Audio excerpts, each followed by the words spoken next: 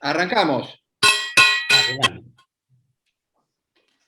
Bueno, bienvenidos a todos en esta reunión, en este almuerzo de compañerismo virtual.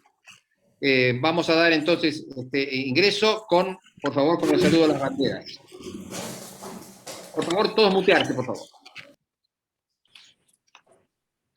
Bienvenidos al encuentro virtual del Rotary Club de Buenos Aires. En breve, iniciaremos nuestra reunión.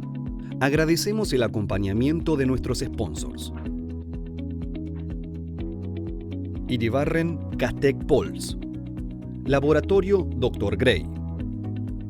Medicals. Empresa de salud fundada hace más de 35 años por profesionales de la medicina, que lleva adelante la filosofía de medicina para todos. Lanuse Consultores, consultores de prensa, asuntos públicos y comunicación estratégica, con un sólido equipo de profesionales capaz de dar soluciones a medida para cada cliente y acompañarlo en todo su proceso de comunicación.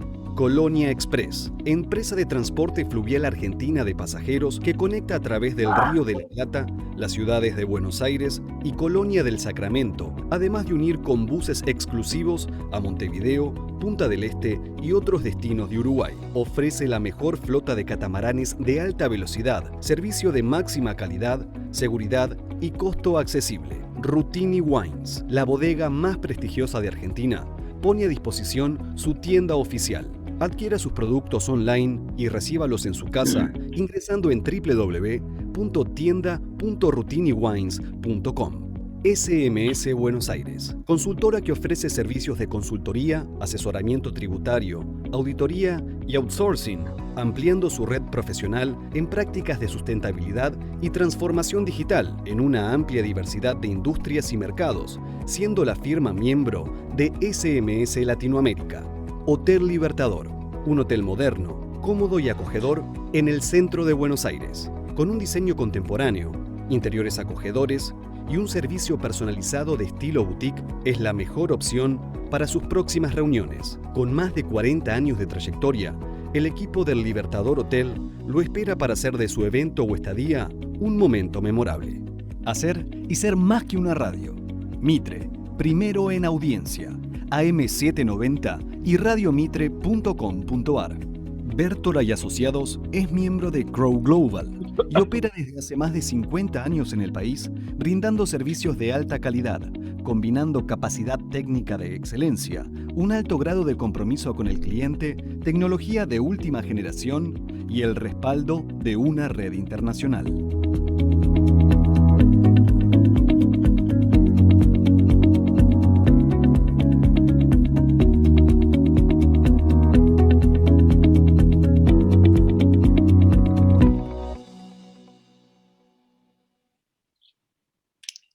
Amigos, con gran pesar debo comunicarles el fallecimiento de nuestro consocio don Efraín Suchet, ocurrido en nuestra ciudad el 6 de junio, a la edad de 98 años.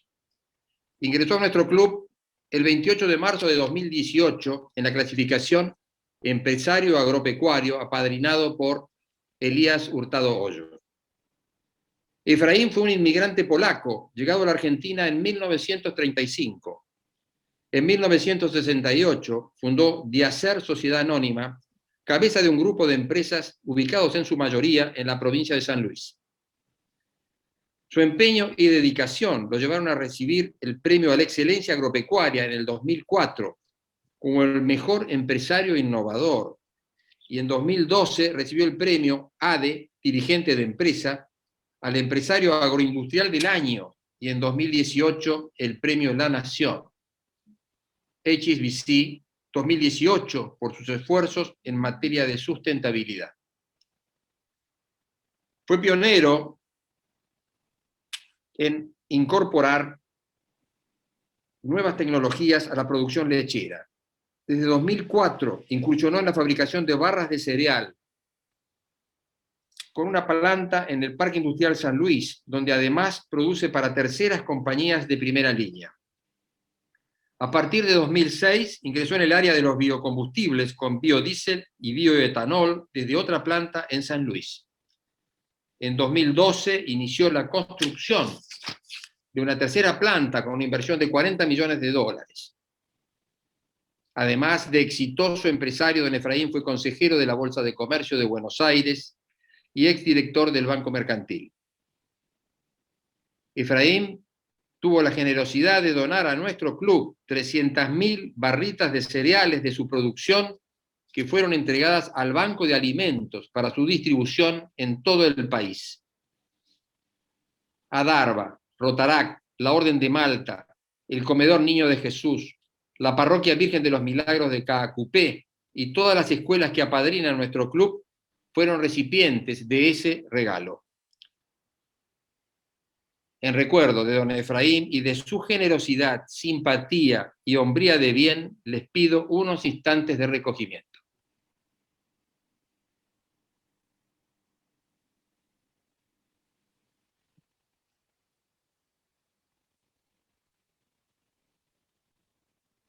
Muchas gracias.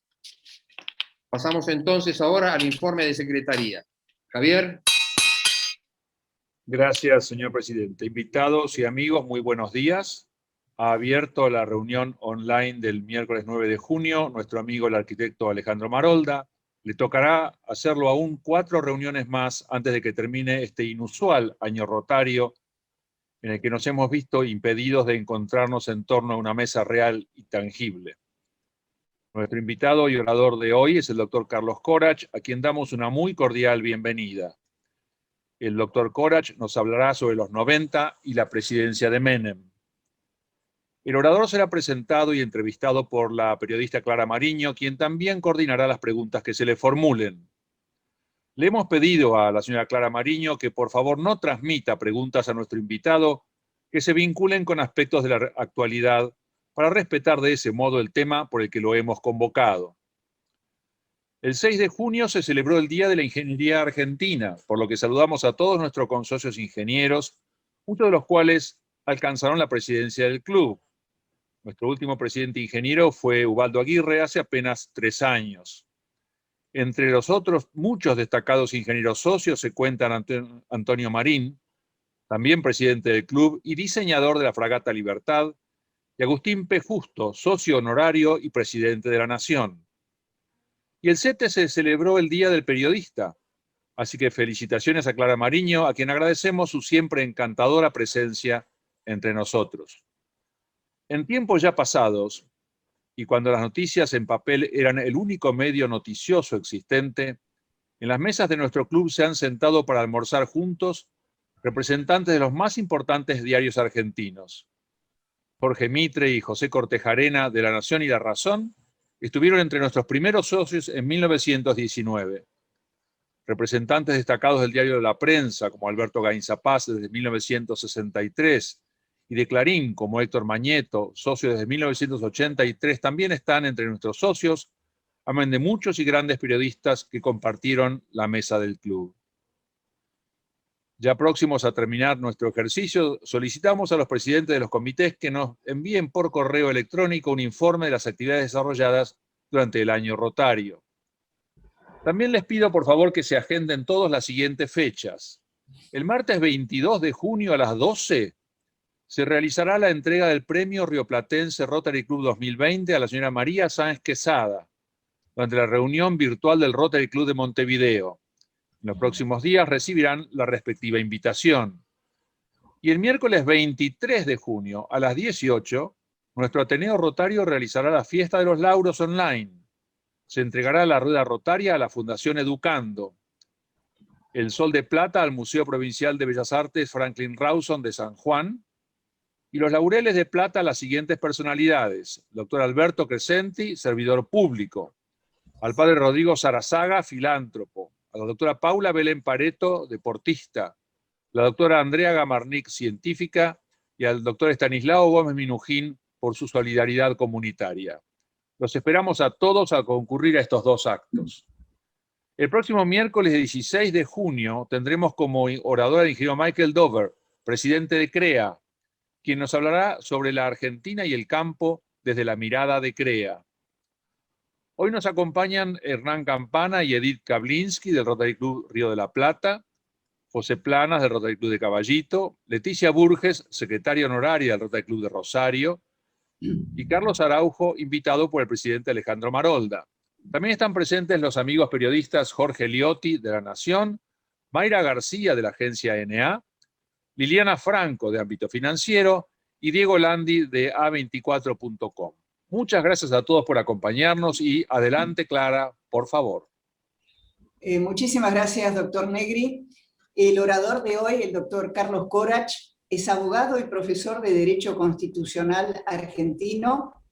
Durante la presidencia de Carlos Menem fue subsecretario de Asuntos Institucionales del Ministerio del Interior, subsecretario de la Secretaría General de la Presidencia de la Nación, secretario legal y técnico de la Presidencia de la Nación, fue presidente de la Comisión Redactora de la Convención Nacional Constituyente, fue ministro del Interior y luego senador nacional por la ciudad de Buenos Aires, y acaba de publicar junto a Eduardo Menem Los 90.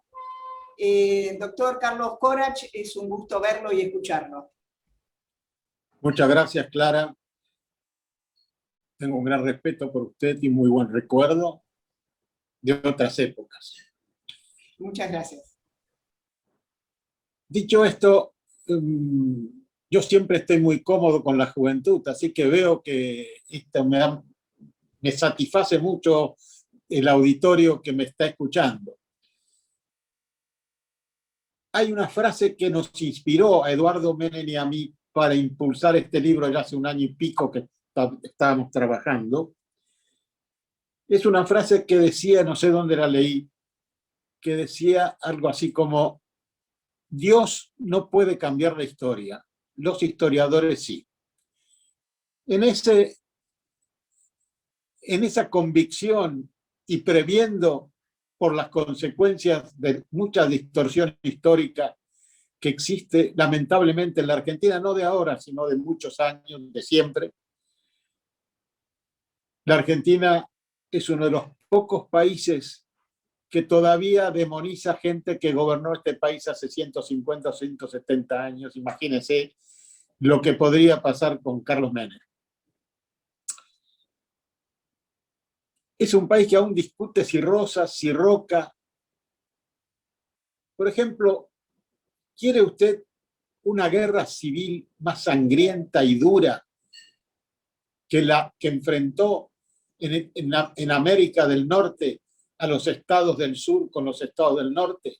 Sin embargo, cualquiera que haya viajado por América va a encontrar homenajes a próceres, a gobernantes, a estadistas de ambos lados. No se demoniza la historia.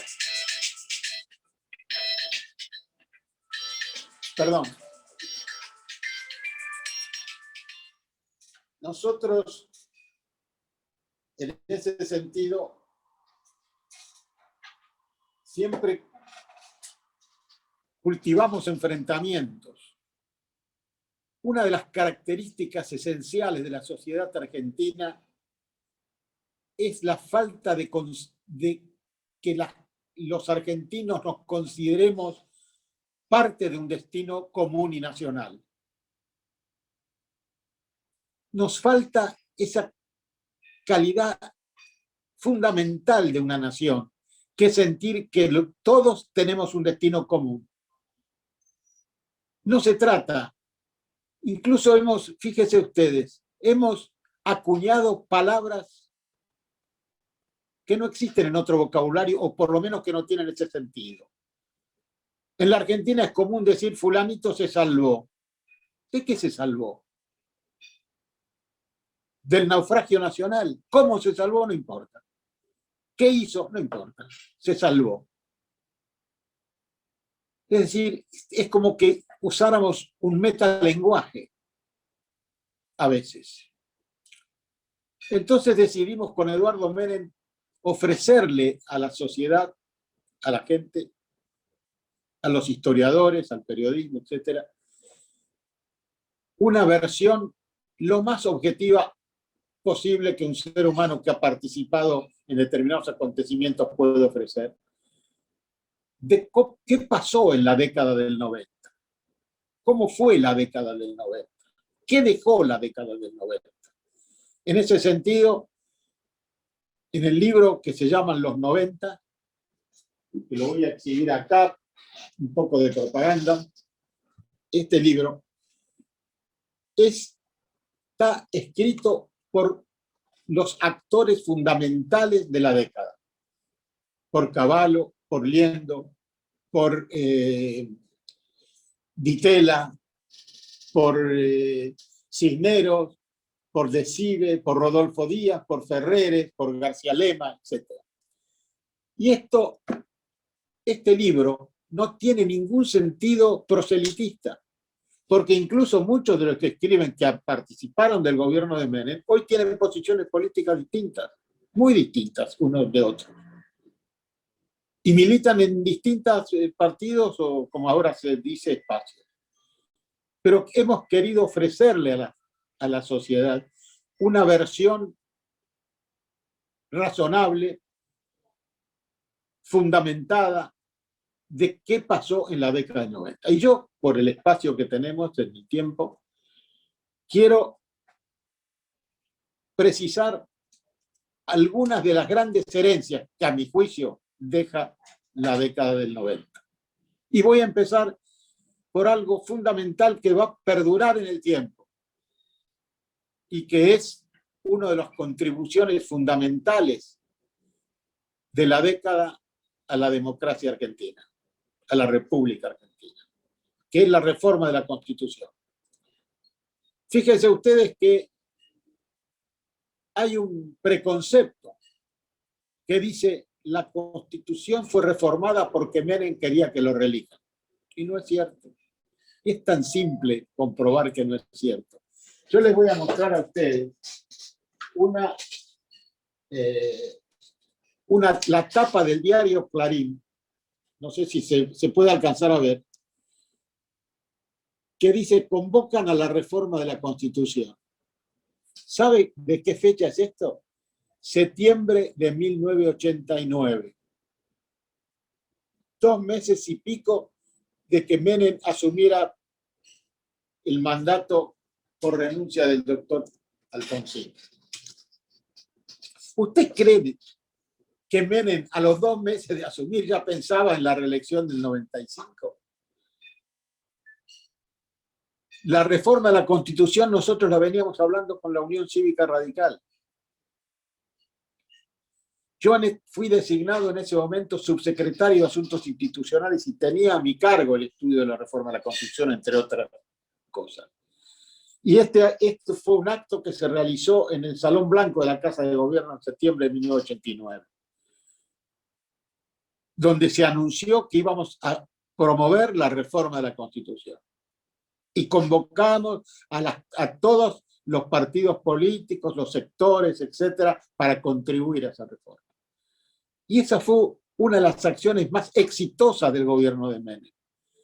Fíjese usted que nosotros firmamos con el radicalismo, el principal partido de la oposición, firmamos lo que se llamó el Pacto de Olivos.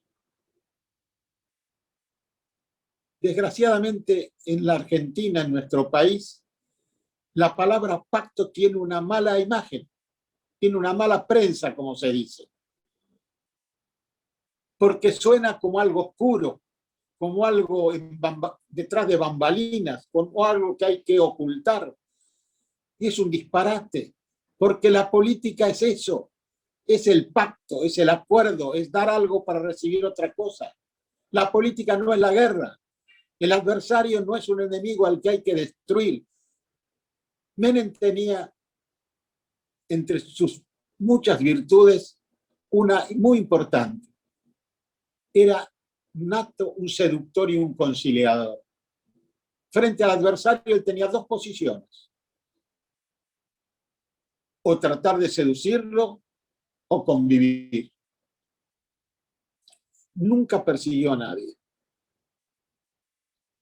Ahora, nosotros tenemos el Pacto de Olivos. Y sin embargo, cuando alguien quiere hablar de la posibilidad de un consenso multipartidario, hablan del Pacto de la Moncloa. Y para la Argentina, para el país, es mucho más importante las consecuencias del Pacto de Olivos que cualquier pacto de la Moncloa, porque le dio al país nada menos que la Constitución Nacional, moderna y reformada. Que por otra parte, es bueno señalar que es la única constitución que fue sancionada por consenso general. Las demás, la del 53, fue sancionada con la derrota de Rosas. La del 60 con la derrota de Urquiza. Y así sucesivamente. La del 49 fue una imposición del peronismo sobre el resto de la sociedad. La del 57 fue una tentativa de imposición militar. La Constitución del 94 es fruto del consenso general, no solo con la Unión Cívica Radical. En la Convención Constituyente participaron 16 partidos. Yo tuve el honor de ser presidente de la comisión redactora de la Constitución Nacional, uno de los grandes honores de mi vida. Y en esta comisión redactora participaban todos los partidos. Como nota de color, por ejemplo, le puedo decir que participaban 2 constituyentes femeninas de una extraordinaria formación jurídica y que sabían de qué hablaban. La señora Carrió y la doctora Fernández de Kirchner. Es decir, para terminar con el tema de la reforma de la Constitución, hemos dado al país una Constitución moderna, eficiente, y de eso consideramos una de las herencias básicas de la década del 90. Otra herencia básica que hace a la República y a la estabilidad constitucional e institucional es la siguiente. Todos sabemos cuántos golpes de Estado sufrió la Argentina. En el 30, en el 43, en el 55, en el 62, en el 66 y en el 76. ¿Y cuántas tentativas de golpe de Estado? Menem quiso terminar con esto y utilizó para ello el instrumento del indulto que fue tan criticado. Menem dicta los indultos con la convicción de que era, y la advertencia de que era la última vez que se iba a indultar a aquellos que participaron de los golpes de Estado, de las tentativas de golpe de Estado. Se ilusionó con eso. Por eso despertó en diciembre de 1990 con la última tentativa de golpe de Estado encabezada por el entonces coronel Seineldin. Y se sintió decepcionado y agraviado. Y le ordenó al general Balsa una represión inmediata y definitiva. Entre paréntesis dijo algo así como: quiero que lo saquen calzoncillos. Y así lo hizo el general Balsa, un muy buen militar, subordinado a la Constitución. Es más, los sublevados intentaron diversas vías peronistas para negociar, que Menem rechazó totalmente. Y tengo en eso una anécdota particular. Un amigo que participaba de la tentativa de golpe de Estado me llama por teléfono cuando ya se veía comprometida la situación y me dice: estoy en la recoba del banco hipotecario. Quiero hablar. Entonces yo me dirijo al presidente y le digo: presidente, me acaba de llamar fulano de tal, dice: te prohíbo. Es más, si vas, no vuelvas. Prohíbo toda negociación. Esto hay que terminarlo. Y terminó con los golpes de Estado en la Argentina. ¿Sabe cuántos años de cárcel purgó Seineldin por esta tentativa? 13 años. Hecho inédito en la historia argentina. recién fue indultado por el presidente Dualde en marzo del 2003. Y a partir de ese momento nunca más hubo una tentativa de golpe de Estado. Menem sabía cómo tratar a las Fuerzas Armadas.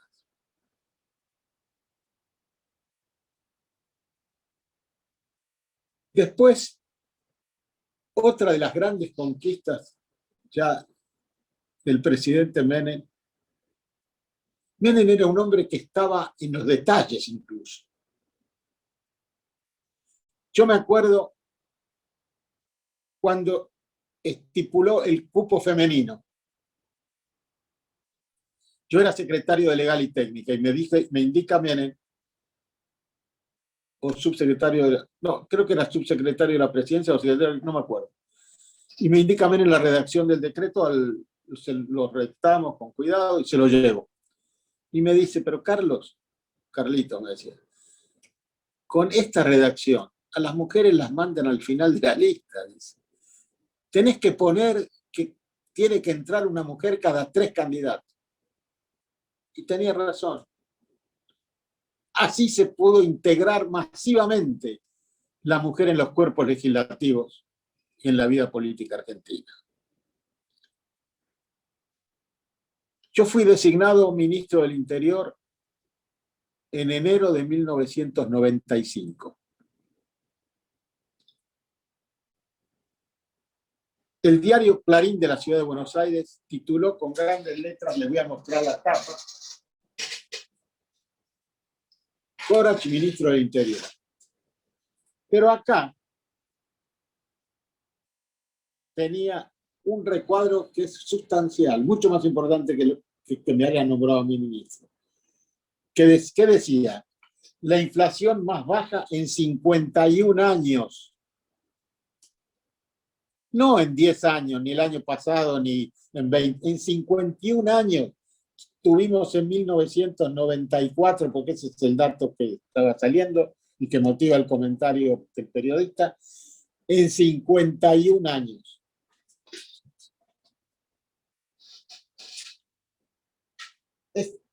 Hay algo que es muy importante señalar.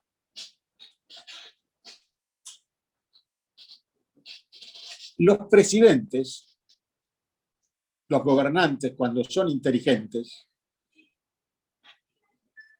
no pretenden imponer sus ideas sobre la realidad nacional e internacional del momento.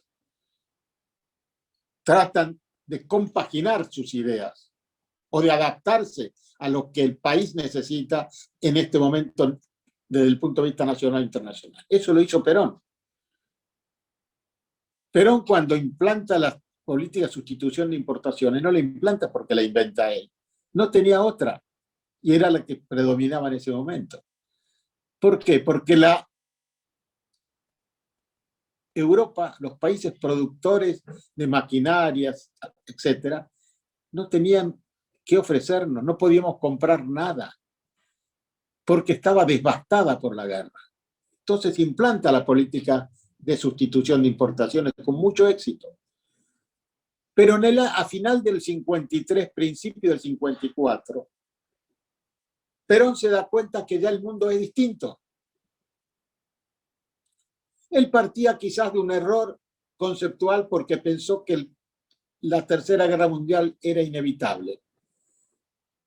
Y impuso a su gobierno, a partir de fin del 53, principio del 54, un giro frente a la política de relacionamiento con Occidente y con los Estados Unidos. Lo que provoca la reacción de Estados Unidos favorable, enviando al hermano del presidente de aquel momento, a Milton Eisenhower, a negociar con Perón. Y estaba encantado. Y Perón le solucionó muchos problemas a los americanos en ese momento, tal cual lo señala la correspondencia diplomática y los archivos del Departamento de Estado. Yo les recomiendo, si me permite, un libro que salió hace poco, que se llama La caída, 1955, de un periodista e historiador, Pablo Gerchunov.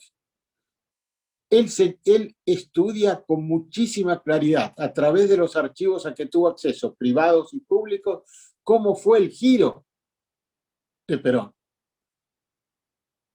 Cómo Perón empezó a girar.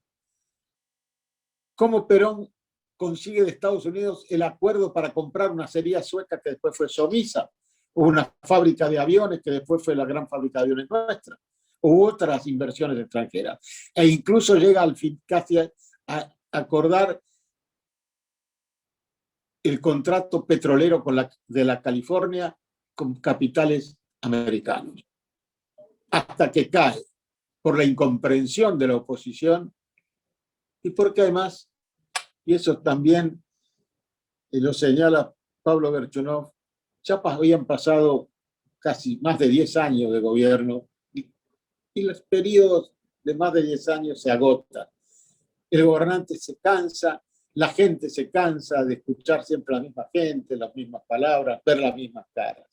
Eso le pasó a Menem, le pasó a Felipe González, le pasó a Tony Blair, sí, hay muchos ejemplos. Pero, y después Menem. Porque, perdón, antes de Menem quiero darles una anécdota, no una anécdota, una realidad importante en el sentido del que venimos conversando. Uno de los grandes estadistas argentinos con quien tuve también el honor de colaborar de alguna manera, el doctor Arturo Frondizi, yo fui concejal en la época de Arturo Frondizi, el doctor Arturo Frondizi, cuando estaba en el llano, escribió un libro muy voluminoso que se llamaba Política y Petróleo, donde sostenía totalmente teorías contrarias a las que después aplicó en el gobierno. ¿Y qué decía cuando uno lo objetaba? Yo hago lo que el país necesita, no lo que mis ideas o mis caprichos me imponen.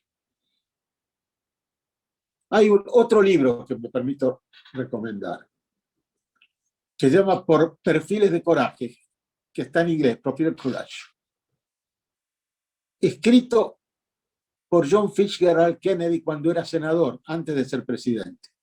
Que temática de ese libro es qué debe hacer un político cuando llega al poder. ¿Aplicar a rajatabla lo que pensaba antes o adaptarse a las situaciones que vive y que conoce a partir de asumir el poder? Menem impulsa un giro de 180 grados en las políticas tradicionales económicas del peronismo. Pero tampoco inventa nada. Los famosos consensos de Washington, que era de 1989 precisamente, con John Williamson, el famoso consenso de Washington que conseguía en la disciplina fiscal, inversiones capitales, directas, privatizaciones, desregulaciones, etc. Esas eran las corrientes predominantes en el mundo que se aplicaron también en la Argentina con mucho éxito. ¿Cómo me van a venir a hablar? Discúlpenme, no es soberbia, es racionalidad. ¿Cómo van a venir a hablar que se vendieron las joyas de la abuela? De joyas hablamos. De Entel, que para conseguir un teléfono había que esperar 20 años o no se conseguía, o mucha gente rica compraba un pequeño departamento con teléfono para trasladarlo a su residencia. ¿De qué joyas me están hablando? De YPF, que perdía dinero. De aerolíneas, que perdía permanentemente dinero. ¿Cuáles eran las joyas de la abuela? ¿Dónde estaban colgadas esas joyas? De cualquier manera, otra cosa que, en fin, pasando a otro tema, quiero decirles que Menem siempre procuró la unión nacional. ¿De qué manera? Señalando que para él un principio fundamental era el consenso. El respeto al adversario, como yo les he señalado, el adversario no es un enemigo, no es la guerra la política. respetó escrupulosamente la libertad de prensa, no se persiguió a nadie.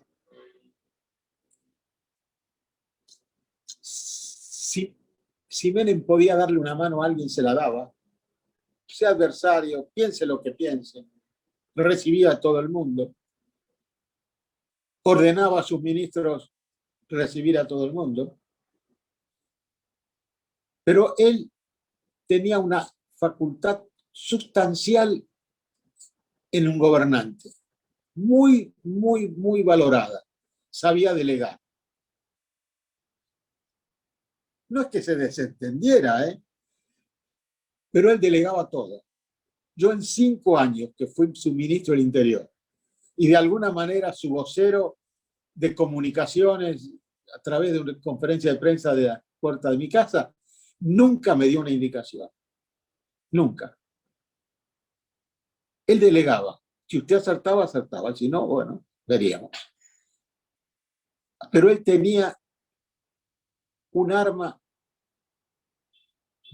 invalorable para tener el pulso de la marcha del gobierno. ¿Qué hacía? Una reunión semanal de gabinete. Toda la semana se reunía el gabinete ante el presidente y rendía cuenta a aquel a quien el presidente interrogaba o lo hacía preparar una rendición de cuentas. Que él escuchaba muy atentamente con preguntas muy atinadas.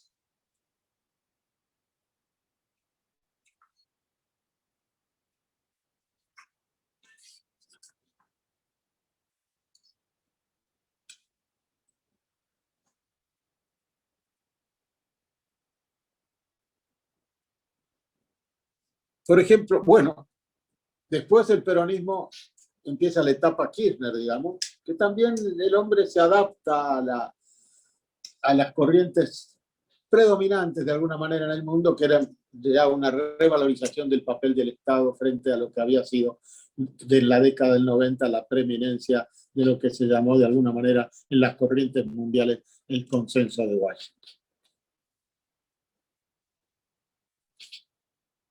A ver. Yo quiero señalarles también, de alguna manera, otros aspectos interesantes.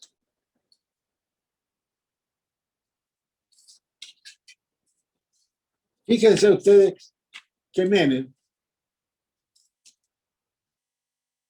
había sido, durante la dictadura militar, del 76 al 83, había sido duramente castigado, perseguido y encarcelado durante varios años. Cuando sale de la cárcel, que no sale, lo obligan a ir a las lomitas. Un grupo de abogados fue a preguntarle al entonces ministro del Interior, el general Arguindegui, ¿por qué lo manda a las lomitas con los 40 y pico grados de calor que está haciendo ahí? ¿Sabe lo que contestan? ¿Saben lo que contestó el general? Bueno, porque es verano, dice. Si fuera invierno lo mando a la Antártida. Eso contestó. Y sin embargo, fíjese lo que son las cosas. Luego el general Arguindegui trabajó para la reelección de Menem junto con César Arias, en el grupo que tenía César Arias. Y fíjense ustedes otra cosa. Si hay alguna persona que fue inflexible con el peronismo y con Menem, fue Almirante Rojas. Sin embargo, Menem, en un gesto de unión nacional, fue y lo visitó en sus últimos tiempos de vida. Es decir, ¿qué es lo que yo les puedo, digamos, decir de esta década maravillosa que hemos vivido y que la gente recuerda bien? Fíjese que, bueno, desde el punto de vista económico, tuvimos un equipo importante y bueno, un ministro muy bueno, pero hay que tener en cuenta una cosa, señores. Los ministros son lo que es el presidente. El doctor Cavallo fue un gran ministro de Menem. No lo fue del doctor de la Rúa. Son distintas circunstancias y presidentes. Uno de los artífices de la política económica que debo reconocer acá fue el doctor Horacio Liendo, redactor de casi todas las más importantes leyes que se generaron para ordenar la política económica.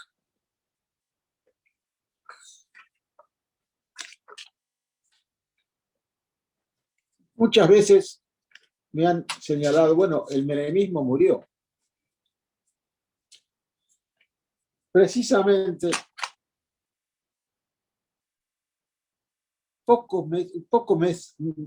creo que 2 meses después de salir del gobierno, yo escribí un artículo para el diario Clarín de Buenos Aires que se titulaba "El menemismo no existe". ¿Y qué señalaba? Que quienes, después de terminado el gobierno del presidente Menem, hablaban del menemismo, eran nuestros adversarios, que querían separar al grupo de hombres que colaboró con el presidente Menem del resto del peronismo. Y no era así. Éramos peronistas todos. Y lo mismo ha dicho, curiosamente, la señora Fernández de Kirchner cuando dijo en un reportaje, que lo voy a leer textualmente para no tergiversarlo, ¿no? Dijo: al kirchnerismo siempre lo vi como una manera de bajar el precio a los peronistas. Yo soy peronista, no me digan que soy kirchnerista. Y dijo: más allá, considero que la denominación kirchnerismo era un menosprecio contra el peronismo. Utilizó la denominación para asegurar que no había sido ese espacio político, que ese no había sido el espacio que provocó la grieta. Y hablemos de la grieta. Yo no creo en el camino del medio. No lo creo. El camino del medio, este es famoso, es la consolidación de la grieta, porque si usted está en el medio, tiene 2 paredes a los costados. La grieta tiene que eliminarse desde el interior de ambas posiciones. Tiene que surgir una generación de jóvenes sin resentimientos, con historias cortas, con formación profunda, que de ambos lados de la grieta liquiden la grieta. Porque, señores, la grieta no es un invento de las circunstancias actuales. La grieta existió en la historia argentina desde hace muchos años. Muchísimos años. Acuérdense, unitarios y federales. El interior contra la capital. Peronistas contra antiperonistas. Conservadores contra radicales. Radicales antipersonalistas contra radicales irigoyenistas. No es novedad la grieta. Lo que ocurre es que nos hemos acostumbrado a la grieta. Y tendríamos que ser nosotros, los hombres que estamos fuera de todo esto, que no tenemos ambiciones, que podemos estar más o menos satisfechos de lo que hemos logrado en la vida, pero estamos en una edad en que es necesario pensar, como dicen entre comillas, en grande. Y pensar en el conjunto. Y señalarle al conjunto que hay un destino común. Pero para eso hay que mostrarle al país que hay un destino común, que hay un programa que podemos compartir. La política no puede ser el intercambio de agravios. La política tiene que ser la exposición de un futuro común y de puntos a debatir dentro de ese futuro común. Puede ser de una o de otra manera. Pero somos todos argentinos. Todos los que vivimos en este suelo a que el preámbulo de la Constitución ha llamado a habitar a todos los que quieran habitarlo, tenemos que tener un destino común. Y tenemos que tener compasión, tener voluntad de ayudar, de generar igualdad, de generar una vida mejor para todos. Eso es fácil de decir, pero no es fácil de hacer. Para hacer, lo primero que hay que hacer es promover una renovación generacional. Lo segundo, conjuntamente tenemos que ofrecerle al país un programa común. Lo más común que se pueda, con las diferencias lógicas de las posiciones. Ese es el sentido que yo les pido que lean el libro que hemos compilado con el doctor Eduardo Menem, y van a encontrar ahí muchas respuestas interesantes, y van a encontrar ahí muchas explicaciones de cosas que han sucedido. Por supuesto que hemos tenido errores. Menem tuvo graves errores. Y no es el menor el haber intentado una segunda reelección que no era posible ni jurídica ni constitucionalmente. No era posible, yo se lo dije al presidente en aquel momento. Yo había sido uno de los redactores del artículo que claramente establece que no había ninguna posibilidad de una segunda reelección. Y otro error grave que tuvo Menem es no presentarse en la segunda vuelta en el 2003. Yo en esa época estaba en el exterior. Menem me llama para que participe de la campaña electoral del 2003. Yo vengo porque tengo un enorme agradecimiento y respeto por Menem. Vengo, él me da las encuestas, le digo, mira, después que de leerlas, me las llevo a casa, leo. Digo, yo pienso que vos no podés ganar en segunda vuelta nunca, pues todas las encuestas te dan un techo de 25 puntos. ¿Qué es lo que él sacó? Porque además hay algo muy interesante que no se tiene muy en cuenta. La elección del 2003 para el peronismo es una elección increíblemente rara, amañada. El Congreso de Lanús, que estaba presidido en aquel momento por el presidente del partido, autoriza 3 listas peronistas: Kirchner, Rodríguez Sá y Menem. Pero ¿sabe cuál era la curiosidad de esas 3 listas peronistas? Que los votos no se sumaban. No era una ley de ley. Cada uno iba por su cuenta. Y Menem, en aquel momento la gente votaba contra Menem. Menem sacó 25 puntos y después no se presentó, cosa que cometió un error. Porque cuando uno partía una elección, se partía para ganar o para perder, hasta el final del proceso. Y dejó un presidente de 22 puntos, 22 puntos, que si no hubiera reconstruido el poder presidencial, y eso se puede discutir en otra oportunidad, si no hubiera reconstruido el poder presidencial, este país podría haber generado un proceso anárquico. Señores, les agradezco mucho esto. Estoy dispuesto a contestar las preguntas que me hagan dentro de mis conocimientos y posibilidades. No les voy a mentir, y lo que no pueda hablar, no lo voy a hablar. Muchas gracias. Muchísimas gracias, doctor Corach.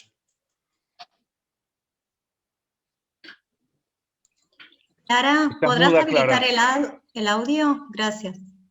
¿Se escucha bien ahora? Sí, escucha? yo escucho bien. Perdón. No, la primera pregunta tiene que ver con una parte del final de su charla, y es, ¿por qué cree que el segundo periodo de Menem no pudo repetir el mismo éxito del primer periodo? Y si esto está justamente relacionado con el tema de la reelección. No le entendí bien. ¿Me puede repetir la pregunta? ¿Por qué el segundo periodo de Menem, me preguntan, no pudo repetir el éxito del primer periodo, y si esto está vinculado a la reelección? Bueno, en primer lugar, yo creo que el segundo periodo discrepo, creo que fue también exitoso. Lo que pasa es que si usted compara el primer periodo de Menem con el caos que Menem recibió, naturalmente era muy exitoso. No diría que era fácil ser exitoso, pero la comparación era muy clara. Ahora, si usted compara el segundo periodo de Menem con el primero, a lo mejor, por supuesto, encuentra más brillantez en el primero, éxitos más notables en el primero, porque es cuando en el primero se corrigen los grandes problemas que recibió Menem. Y el problema de la reelección de Menem, sí, yo creo que fue un problema que perturbó sus últimos meses de gobierno. Doctor, acá me señalan que cuando Menem reprime a los sublevados, a Zeneilin, el que comandó eso fue el general Bordet. ¿Puede ser? Sí, no lo sé exacto, no lo recuerdo, pero el comandante en ese momento con quien Menem se intercambiaba órdenes era con el general Báez.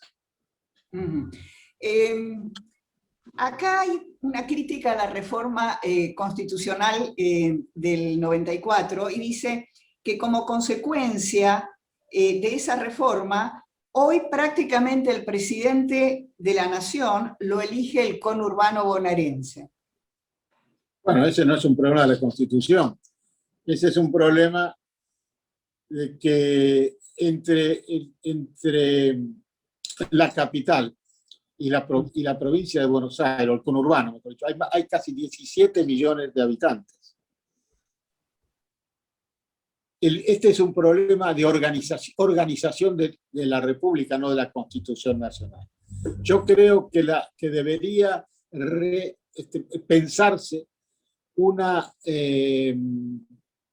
regionalización, profundizar la regionalización. Nosotros la habilitamos en la Constitución del 94 y dijimos que las provincias podrán hacer, la habilitamos a las provincias para hacer regiones, de tal manera de conseguir dos aspectos: mejorar la administración y limitar los puestos públicos en las provincias. Porque la única región que se formó fue la región del Nuevo Cuyo, y las otras no alcanzaron a formarse. Porque yo le digo, el AMBA no existe como jurisdicción legal. El AMBA es una creación de facilitar como un comodín, digamos, facilitar los juicios sobre la vacuna, sobre esto, sobre el otro, sobre la pobreza, etc. Pero en realidad lo que nosotros tenemos que hacer es repensar.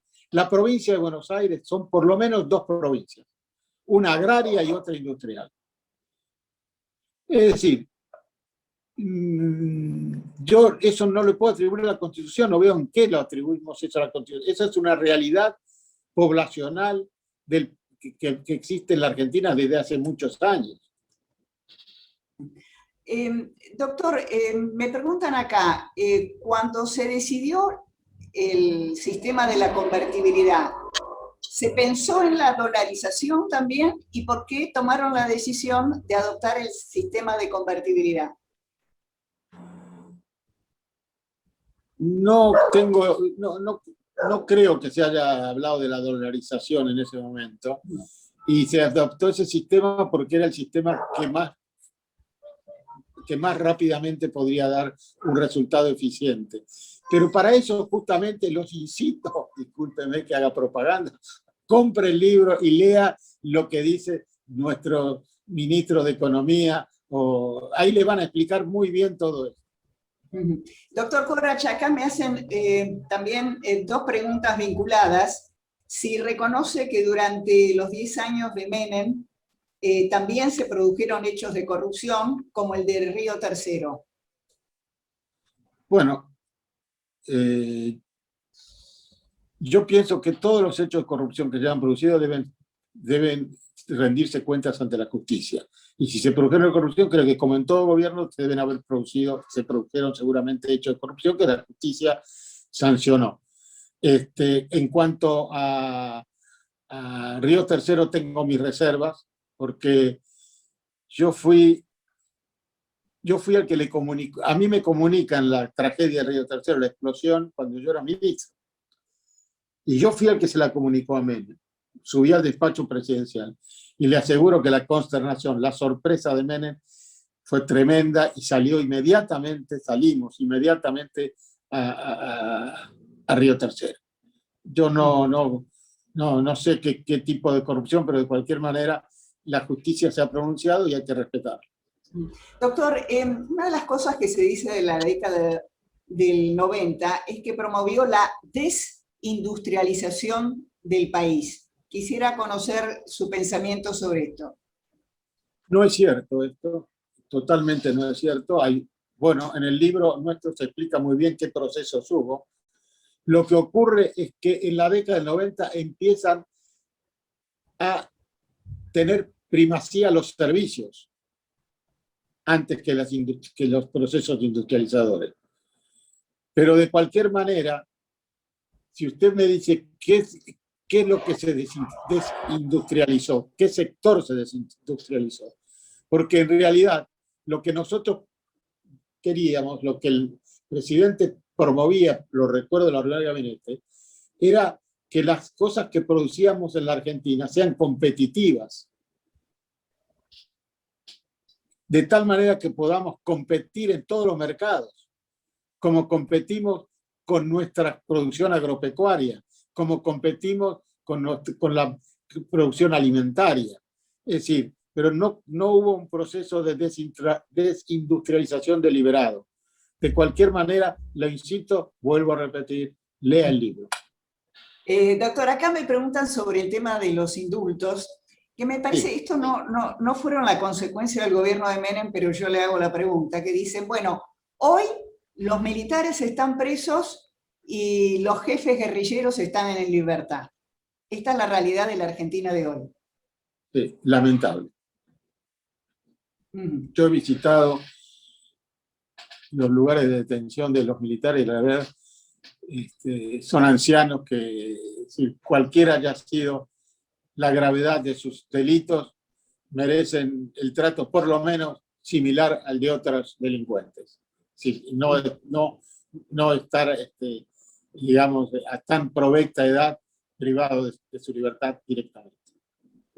Doctor, usted ha hablado de la necesidad de un pacto en la Argentina.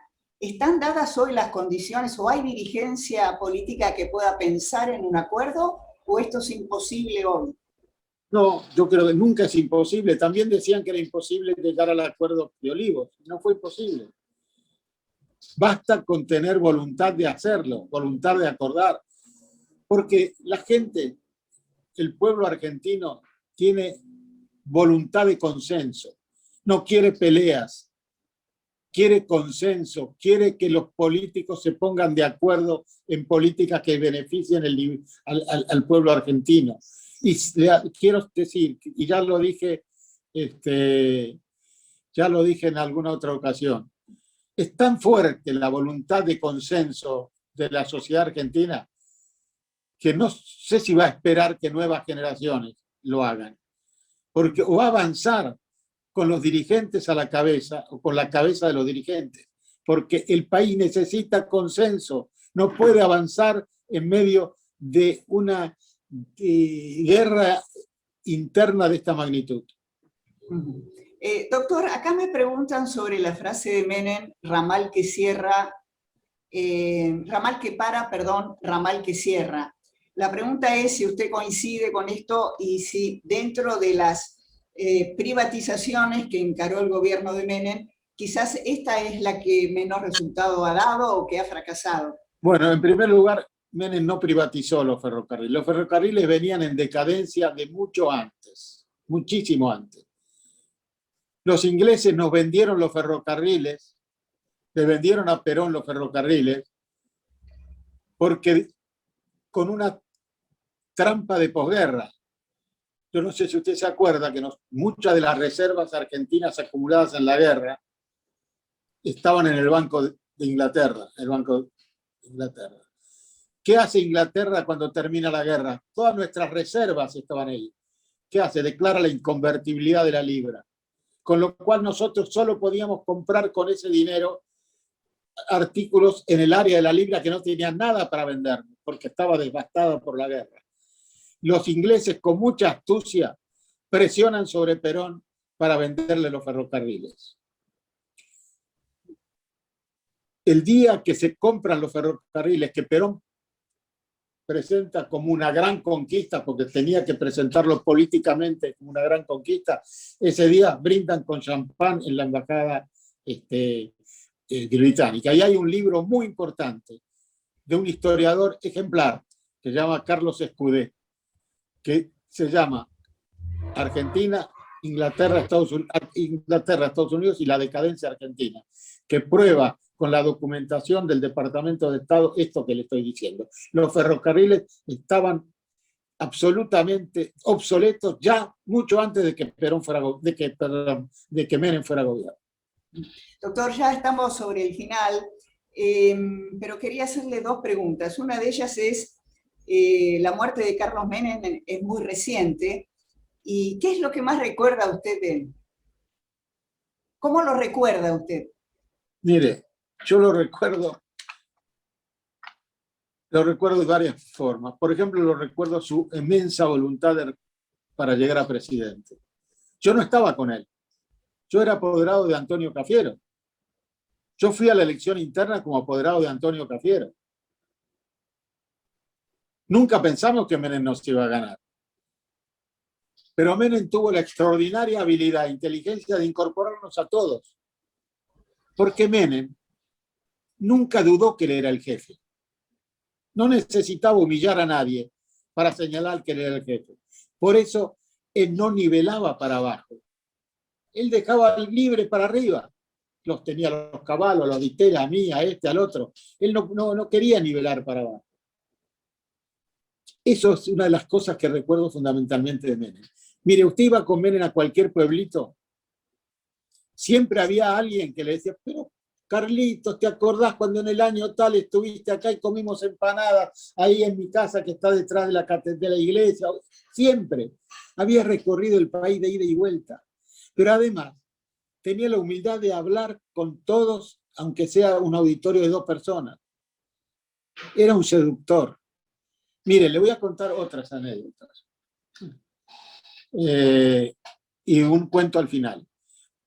Usted sabe que cuando entra una audiencia al despacho presidencial, generalmente el presidente convoca a los ministros que tienen algo que ver con este tema, y después se forma como una fila y entra la persona a salud. Antes de entrar, Menem siempre me preguntaba, ¿quién es el que entra? Fulano de tal. ¿Cómo se llama? Alfredo.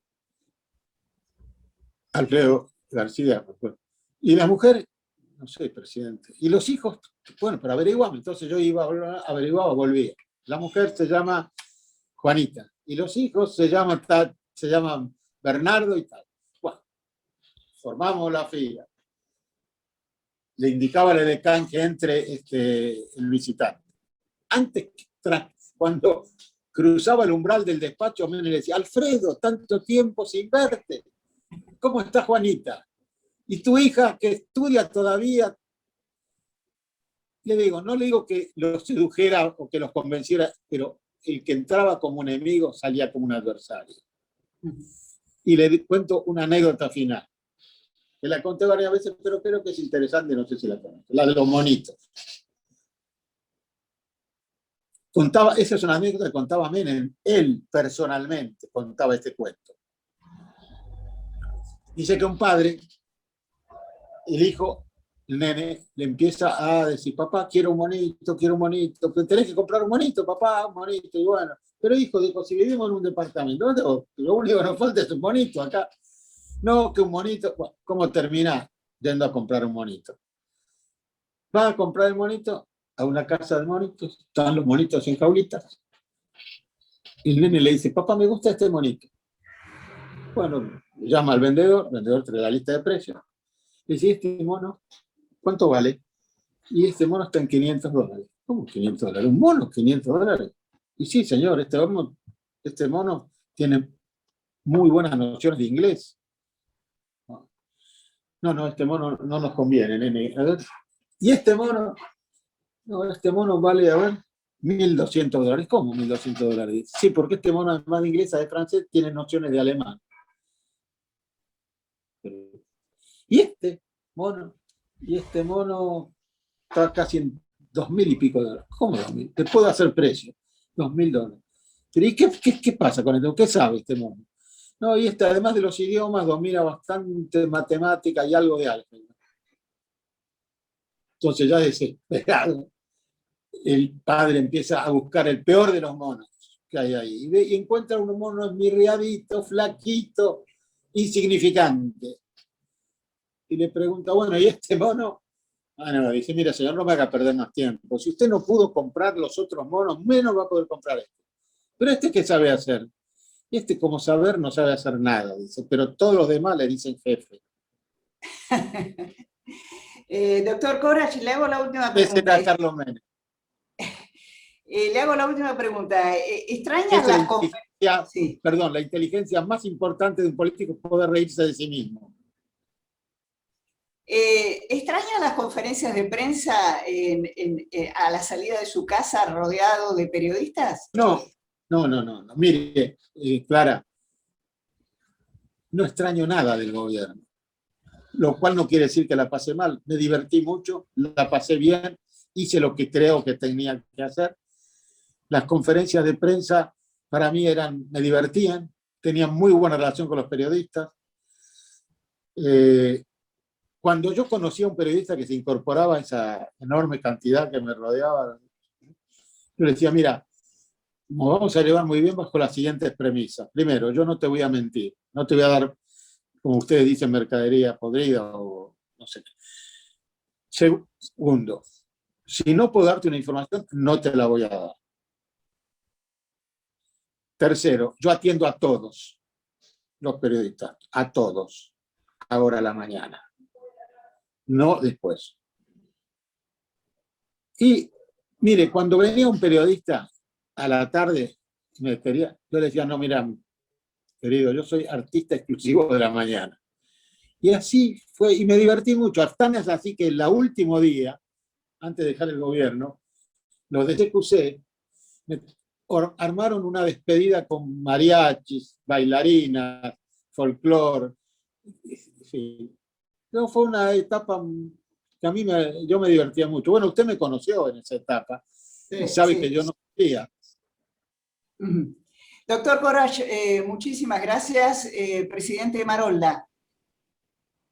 Gracias, Clara.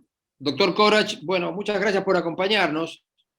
Para nosotros, efectivamente, esa época del 90 fue una época distinta. En mi niñez, bueno, no tan en mi niñez, en mi juventud ya, y cuando recién me casé, yo vivía la etapa de inflación como un temón, ¿no? Como una cosa increíble.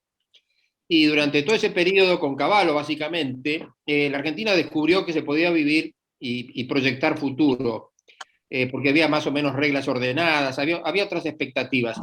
Lamentablemente, la vida nos dio otras alternativas y bueno, y seguramente mucha gente se equivocó. Pero para nosotros tener su testimonio es muy importante. Yo creo que es una etapa en la que efectivamente todo tiene que converger para tratar de encontrar con que junten 10 cosas y que sean importantes, qué importante sería para el futuro. Bueno, Dios quiera que así sea. Muchas gracias por acompañarnos y nosotros ahora seguimos con nuestra liturgia que nos lleva a unas pequeñas mesas virtuales donde poder charlar sobre lo que hemos escuchado. Muchas gracias. Muchas gracias, doctor Corach, en nombre del club.